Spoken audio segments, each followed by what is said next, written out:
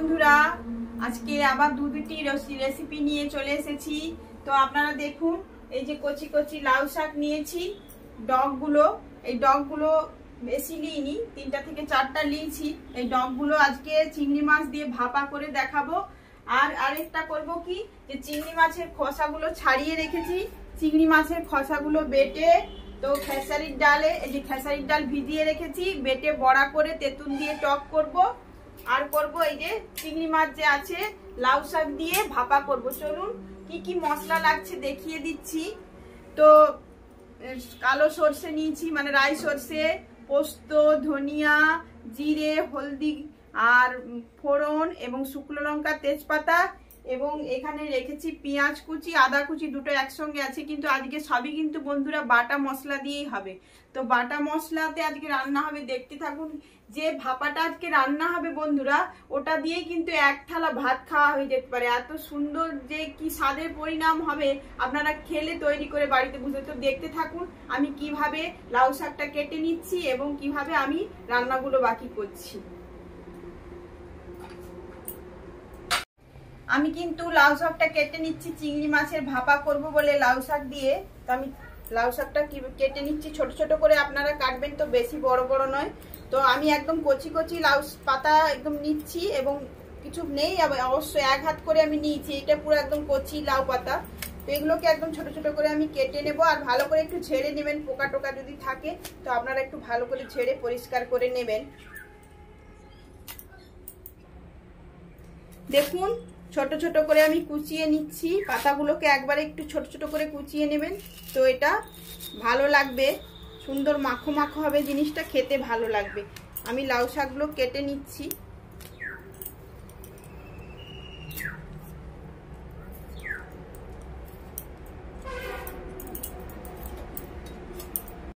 দেখুন বন্ধুরা, আমার কিন্তু লাউ শাকটা কাটা হয়ে গেছে এবং ধুয়েও নিয়েছি। এই দেখুন নিচ থেকে জল পড়ছে। তো আমি এটাকে ধুয়ে নিচ্ছি ভালো করে। তো আমি লাউ শাকের ভাপার জন্য চিংড়ি মাছে যে ভাপার মশলা লাগবে, তো আমি সরষে আর লঙ্কাটা প্রথমে বেটে নিচ্ছি, তারপরে একে একে মশলা বাটতে থাকছি, দেখতে থাকুন। তবে দেখবেন এই রাই শসা দিয়ে কিন্তু এই ভাপা করলে খুব সুন্দর ঝাঁঝ হয় বন্ধুরা। তো এটা খেতে খুব ভালো লাগবে। আপনারাও কিন্তু রাই শসা দিয়ে যদি করতে পারেন, ভাপাটা খুব সুন্দর লাগবে খেতে।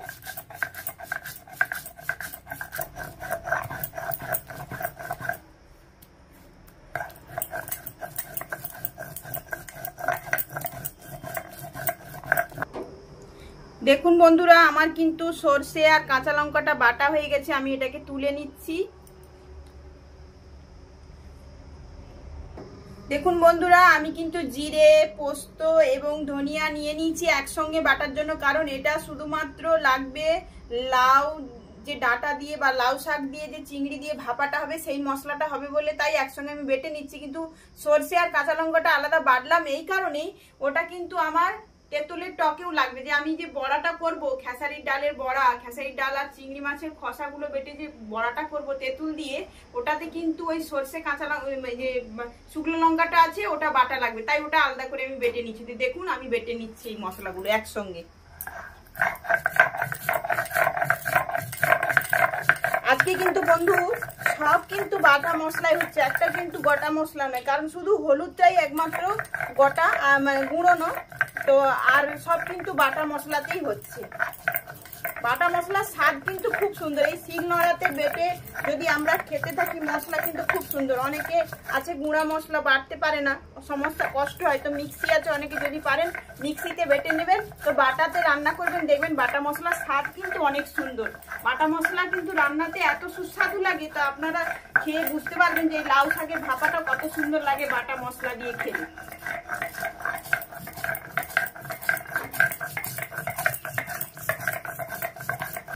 দেখুন বন্ধুরা, আমার কিন্তু মশলাটা সম্পূর্ণ বাটা হয়ে গেছে। তো আস্তে আস্তে করে আমি এগুলো দিয়ে কিভাবে ভাপাটা তৈরি করি আস্তে আস্তে দেখুন। তো এগুলো এত সুন্দর গন্ধ ওঠে যে মানে বাটা মশলার একটা সুগন্ধই আলাদা। সবাই শিলনোড়াতে এখন বাটা বন্ধ অনেকেই করে দিয়েছে। তো শিলনোড়া দিয়ে বেটে মশলা খাওয়া, তাতে পেটের পক্ষেও অনেক উপকারিতা এবং তাতে স্বাদ বাড়ে, তরকারি অনেক সুস্বাদু হয় খেতে।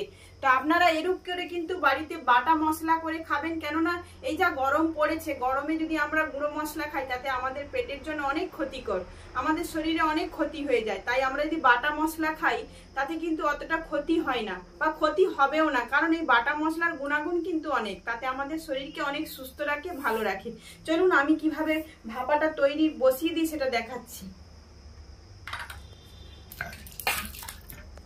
দেখুন বন্ধুরা, আমার কিন্তু পেঁয়াজটা আর আদাটা কিন্তু বাটতে মনে ছিল না, তাই পেঁয়াজ আর আদাটা একসঙ্গে বেটে নিচ্ছি।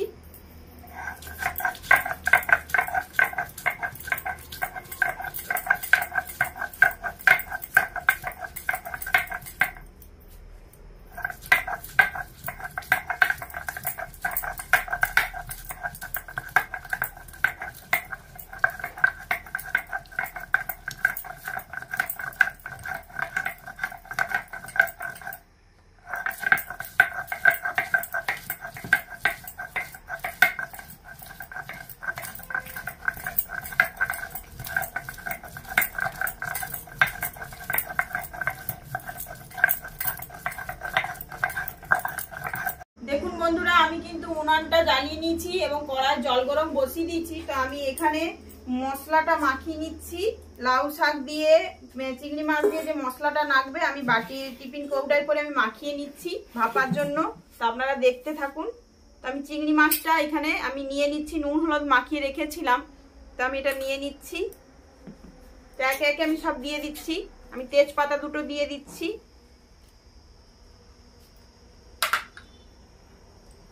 এখানে যে সরষা আর শুকনো লঙ্কা বাটা ছিল সেটাও দিয়ে দিচ্ছি কিছুটা।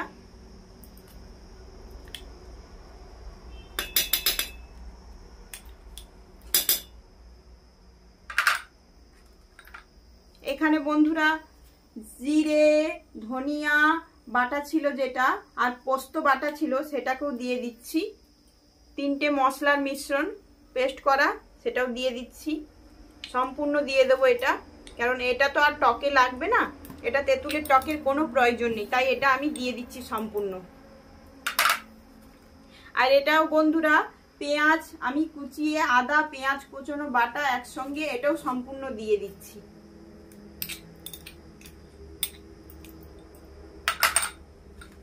এবার হলুদ গুঁড়ো দিয়ে দিচ্ছি, যে হলুদ গুঁড়ো লাগবে এখানে হলুদ গুঁড়ো কিছুটা দিয়ে দিচ্ছি। তো আপনারা পরিমাণ মতো দেবেন, যতটা লাগবে মশলা এবং হলুদ গুঁড়ো যা পরিমাণ মতো আপনারা যতটা রান্না করবেন ততটা আপনারা দেবেন।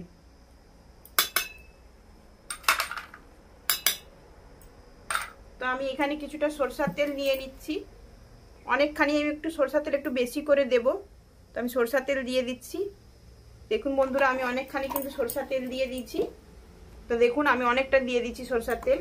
তো এখানে আমি কিছুটা পরিমাণে লবণ দেব,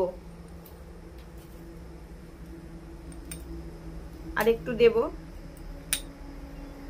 তো যেহেতু এটা শাক, তো শাকে অতটা লবণ লাগে না, যেহেতু আমি চিংড়ি মাছে লবণ দিয়ে রেখেছিলাম, তো শাকে এতটা লবণ লাগে না, তাই আমি চিংড়ি মাছে আগে থেকে লবণ হলুদ মাখিয়ে রেখেছিলাম, তাই আমি এগুলোকে দিয়ে একসঙ্গে মেখে নেব। মেখে আমি কৌটোটা ঢাকা দিয়ে দেব। তো ধরবে কিনা কি জানি, অনেকখানি হয়ে যাচ্ছে, তো আমি এক জায়গায় আগে এই জামটাতে আমি মাখিয়ে নিই।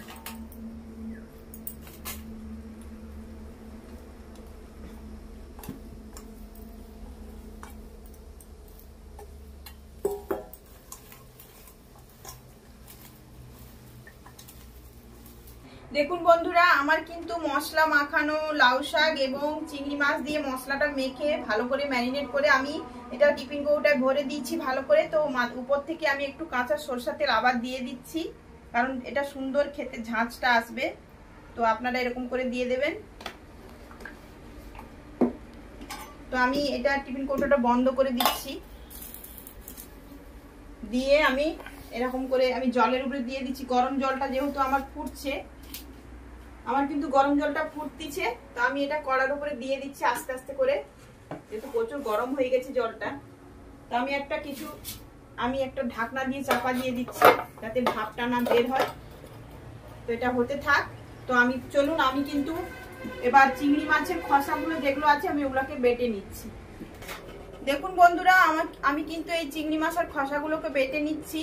তো এরপরে আমি ডালটা বেটে নেবো। ওইদিকে কিন্তু আমার যে ভাপাটা চাপিয়েছি ওটা কিন্তু কড়াতে ফুটছে, আওয়াজ হচ্ছে, শুনতে পাচ্ছেন। তো ওটা জলটা আস্তে আস্তে যত মরবে তত কিন্তু তাড়াতাড়ি ভাপাটা সেদ্ধ হয়ে আসবে। তো অনেক জল দিয়ে আছে, ওটা ফুটতে থাকো, আমি কিন্তু এখানে বেটে নিচ্ছি খোসাটা। এরকম কিন্তু ভাপা করে খাবেন, অবশ্যই খেতে ভালো লাগবে। ও তার সঙ্গে এই যে তেঁতুলের টক, খেসারি ডালের বড়া দিয়ে, চিংড়ি মাছের খসা দিয়ে খেসারি ডালের বড়া দিয়ে তেঁতুল দিয়ে টক, এই গরমে ভাত খাওয়াটা কিন্তু এত সুন্দর লাগবে বন্ধুরা। যার কিন্তু মুখে রুচি নেই খাওয়ার জন্য, তাদের মুখে অনেক রুচি এত আসবে এবং তারা মানে কি বলবো, এত শান্তি ভরে ভাত খাবে এই গরমে।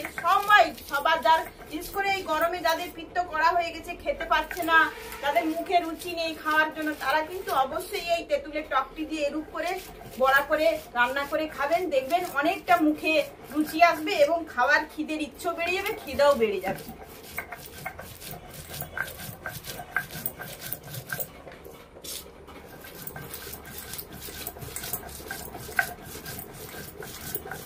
দেখুন বন্ধুরা, আমার কিন্তু বাটা হয়ে এসেছে। তো বাটতে বাটতে আমি পুরো একদম ঘেমে গেছি, আর গরমে যা কষ্ট। তো আপনাদেরকে শিলে বাটতে হবে না, আপনারা কিন্তু মিক্সিতেও বাটলে হবে। কিন্তু আমার যেহেতু বাটা রান্না, আমি কিন্তু শিলেই বাটি, আমি কখনো মিক্সিতে বাটি না। মিক্সিতে তখনই বাটি যখন অনেক 100-150 জনের রান্না হয়, তখনই মিক্সি বের করি, না হলে বের করি না। কারণ আমাদের হাতই জিন্দাবাদ, কারণ আমরা গ্রামের গিয়ে বলতো আমরা শিলনোড়াতেই বেটে খাই। তো আপনারা না কষ্ট করলে আপনারা মিক্সিতে বাটতে পারেন। তো আমার বাটাটা হয়ে এসছে। তো এবার কিন্তু এরপরে খেসারি ডালটা বাটবো। এই খেসারি ডালের বড়া যেহেতু হবে এর সঙ্গে, তো আমার সম্পূর্ণ বাটা হয়ে এসছে। তো হাতে বাটার একটা মজাই আলাদা বন্ধুরা।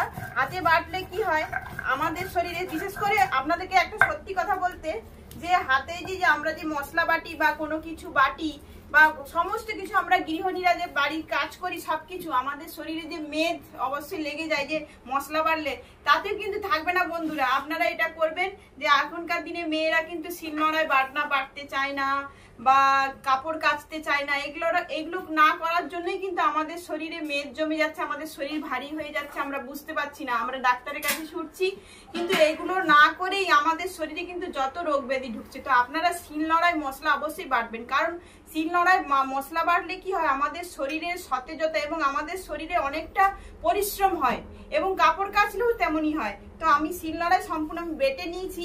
তো আপনারা যদি না বাটতে পারেন, আপনারা মিক্সিতে বাটবেন। তো আমার বাটা হয়ে গেছে, আমি কিন্তু তুলে নিচ্ছি এটা। দেখুন আমার কত সুন্দর বাটা হয়ে গেছে। চিংড়ি মাছের কিছুই ফেলানো যায় না বন্ধুরা, এত সুন্দর। তো চিংড়ি মাছের খোসাটাও কিন্তু বেটে খাওয়া যায় যদি কষ্ট করা যায়। তো সেই কষ্ট করলেও কিন্তু কেষ্ট মিলে এত সুন্দর সুস্বাদু একটা রেসিপি হয়, সেটা আপনারা দেখতে পাবেন আজকে। দেখুন আমি কিন্তু খেসারির ডাল ভিজিয়ে রেখেছিলাম। তো এই খেসারির ডালগুলো বেটে নিচ্ছি ওই বড়ার জন্য।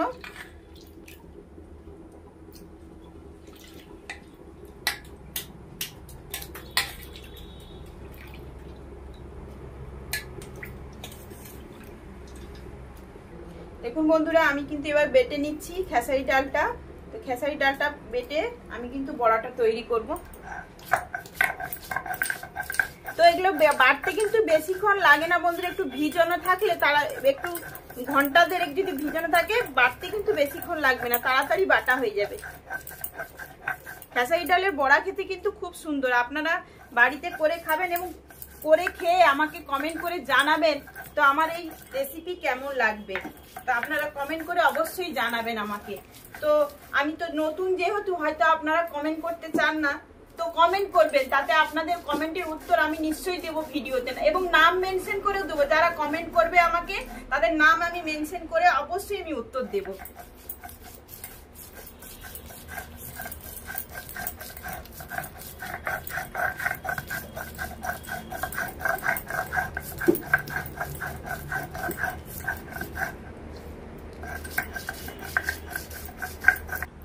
দেখুন বন্ধু, আমার কিন্তু বাটা হয়ে গেছে। তো প্রচুর কষ্ট হয়নি ঠিক, কিন্তু গরম লাগছে বেশি, তো ঘাম দিয়ে দিচ্ছে। তো আমি এটাকে একসঙ্গে, এই যে খোলাগুলো বাটা আছে চিংড়ি মাছের, আমি ওর সঙ্গে তুলে নিচ্ছি ডাল বাটাটা।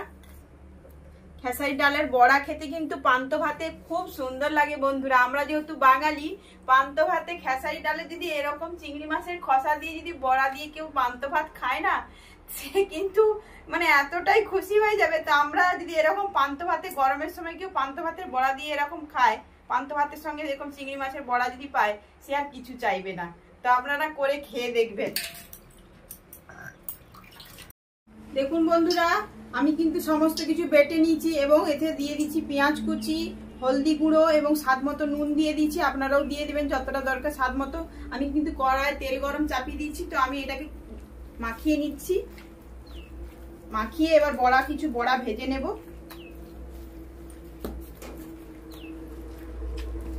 একটু ভালো করে দাবিয়ে মাখিয়ে নেবেন যাতে বড়াগুলো নরম নরম হয়। এটা কিন্তু খেতে খুব সুন্দর সুস্বাদু লাগবে। দেখুন বন্ধুরা, আমার কিন্তু মাখানো হয়ে গেছে। এবার বড়াগুলো ভেজে নিচ্ছি একে একে।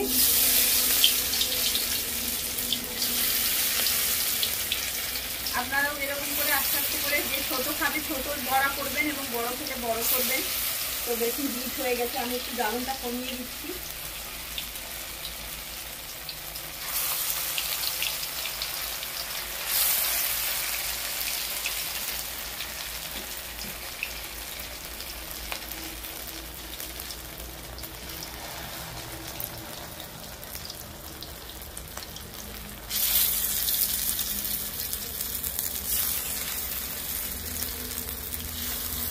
দেখুন আমি কিন্তু বড়াগুলোকে আস্তে আস্তে পাল্টে নিচ্ছি, উল্টে দিচ্ছি। আস্তে আস্তে করে করবেন যাতে না ভেঙে যায়।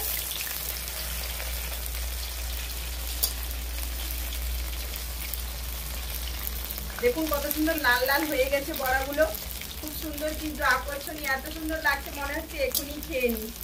যেহেতু চিংড়ি মাছের খসা দিয়ে তো, তাই খুব ভালো লাগছে দেখতে। দেখুন আমার কিন্তু বড়াগুলো ভাজা হয়ে গেছে, আমি কিন্তু এবার তুলে নিচ্ছি।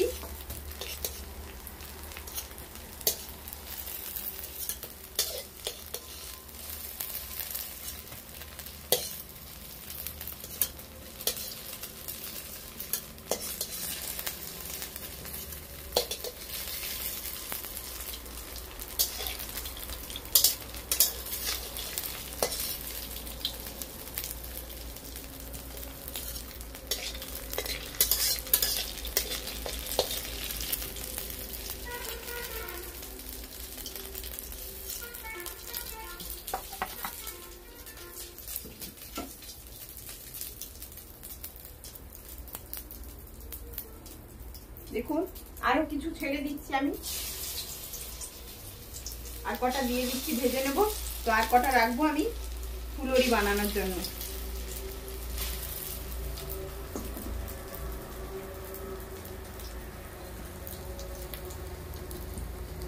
দেখুন বন্ধুরা, আমি কিন্তু টকটা রান্না করার জন্য একটু সরষের তেল নিয়ে নিচ্ছি। তো আমি একটু 5 ফোড়ন দিয়ে দেব। দেখুন 5 ফোড়ন দিয়ে দিচ্ছি। তো আমি তেঁতুলটা ভিজিয়ে চটকে রেখেছিলাম, এই যে তেঁতুল জল, আমি তেঁতুলটা কিন্তু ভিজিয়ে চটকে রেখেছিলাম। তো আমি সেটা দিয়ে দেব।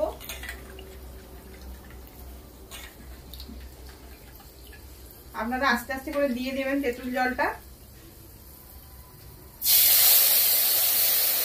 দেখুন বন্ধুরা, আমি কিন্তু সরষা আর শুকনো লঙ্কা বেটে রেখেছিলাম, রাই সরষা, সেটা কিন্তু দিয়ে দিচ্ছি। সবটাই দিয়ে দেব।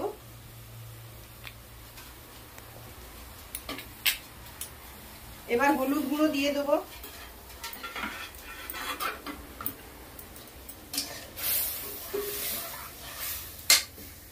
দেখুন বন্ধুরা, আমি স্বাদ মতো লবণ দিয়ে দিচ্ছি। তো টকে একটু উষ্ণ বেশি পরিমাণ লবণ দেবেন, কারণ টকে একটু লবণ লাগে। তো আমি লবণ দিয়ে দিচ্ছি। তো আমি একটু কাঁচা সরষার তেল দিয়ে দেব। একটু সরষার তেল দিয়ে দেবো। হ্যাঁ, একটু চিনি দাও তো, একটু চিনি দেবো অল্প। এইসব যেহেতু তেঁতুলের টকে একটু চিনি দিলে স্বাদটা আসে, খুব সুন্দর স্বাদ বাড়ে। তা আমি যে মশলার জলটা ছিল ওটাও দিয়ে দেবো। তো আমি একটু চিনি দিয়ে দিচ্ছি বন্ধুরা। আপনারা একটু স্বাদ মতো চিনি দিয়ে দেবেন, কারণ চিনিটা দিলে টকের স্বাদটা খুব বাড়ে। তো আমি এই টকটা ফুটতে থাকলে আমি কিন্তু ফুলুরিগুলো ছেড়ে দেবো। টকটা ফুটলে ফুলুরিগুলো ছেড়ে দেবো।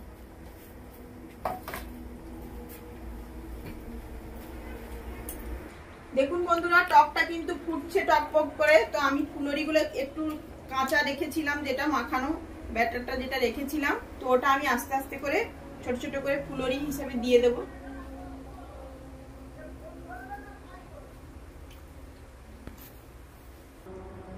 দেখুন বন্ধুরা, আমি কিন্তু এবার ভাজা বড়াগুলো টকে দিয়ে দিচ্ছি। তো ফুলরিটা ফুটছে, ওর সঙ্গে ভাজাগুলোও দিয়ে দিচ্ছি।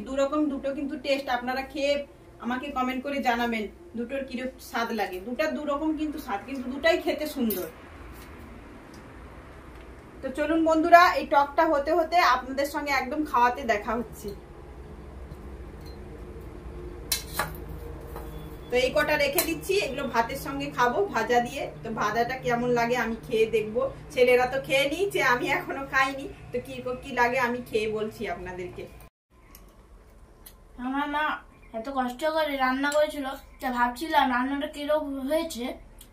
তাই আমি খেয়ে দেখলাম প্রথম, রান্না খুব ভালো হয়েছে। আপনিও বাড়িতে বানিয়ে খাবেন। তাই সবাই বাড়িতে বানিয়ে খাবে? তাহলে সবাইকে বলে দাও বন্ধুদেরকে যে আপনারাও খুব এরকম করে যত্ন করে রান্না করে বাড়িতে বানিয়ে খাবেন।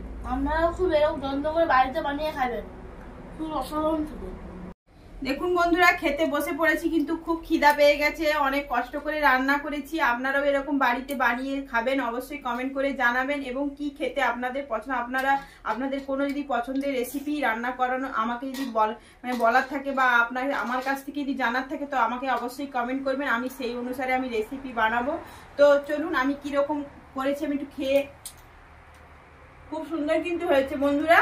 তবে আমাকে কমেন্ট করতে ভুলবেন না, একটি লাইক অবশ্যই করবেন এবং সাবস্ক্রাইব করতে ভুলবেন না। কারণ সাবস্ক্রাইব করলে আপনাদের আশীর্বাদ আমার কাছে অবশ্যই আমার মাথায় থাকে। এবং আপনারা যদি সাবস্ক্রাইব করে রাখেন, আমি যখনই প্রথম কোনো ভিডিও ছাড়বো আপনাদের কাছে পৌঁছে যাবে। এবং আগামী দিনে নতুন নতুন রেসিপি পাওয়ার জন্য আমাকে অবশ্যই সাবস্ক্রাইব করবেন। চলুন, আজকের মতো নমস্কার। আপনারা সবাই ভালো থাকবেন, সুস্থ থাকবেন, এবং আগামী আবার একটি ভিডিওতে দেখা হচ্ছে।